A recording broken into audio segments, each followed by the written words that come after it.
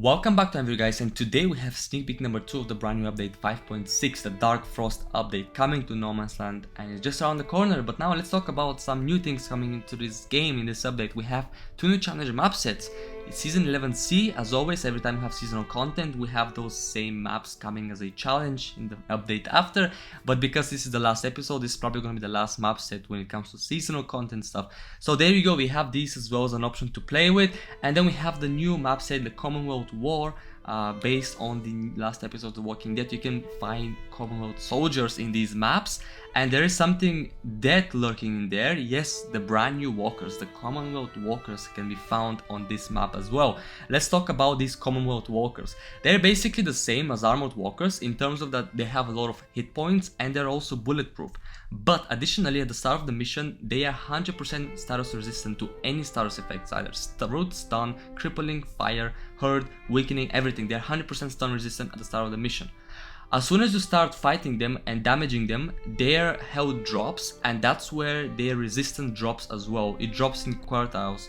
And there is a table I made as well. There is some red dots on top of each walker, so when they have 4 dots, it means they're 100% resistant. At 3 dots, they're 75% resistant. 2 dots, they're 50% resistant, and at 1 dot, they're only 25% resistant, and that drops every 25%, as you can see in this table. So yeah, it's a pretty cool, interesting concept with the walkers, because we saw them in the show, and it's nice that you're having them in the game, and it's something people wanted to see when it comes to like status effect resistance for walkers. So it's a really cool idea they're playing around with. You can find these and enemies in a couple of game modes. So the first one is going to be the nightmare rounds of challenges, and some guild war maps like Junkyard and Sanctuary are going to have them, and some last stand maps are also going to have them, as well as already said the brand new Commonwealth War Challenge map set.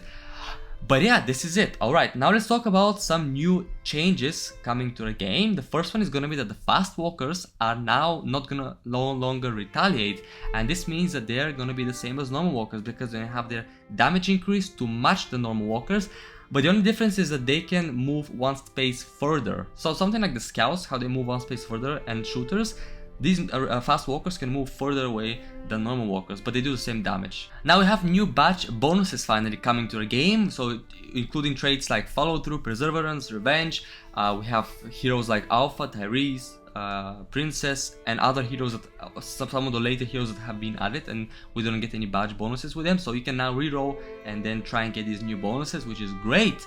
And then we have a new improved team selection and swapping. This is something I've wanted to see for years, ever since maybe the game came out. You can now make changes to the teams even when a survivor that is already in a team, but in a different slot. This is amazing, because before you had to move the survivor out of the way, then click on the other slot and put it back in. It just took more time, you know. This is actually a really good change. I love that.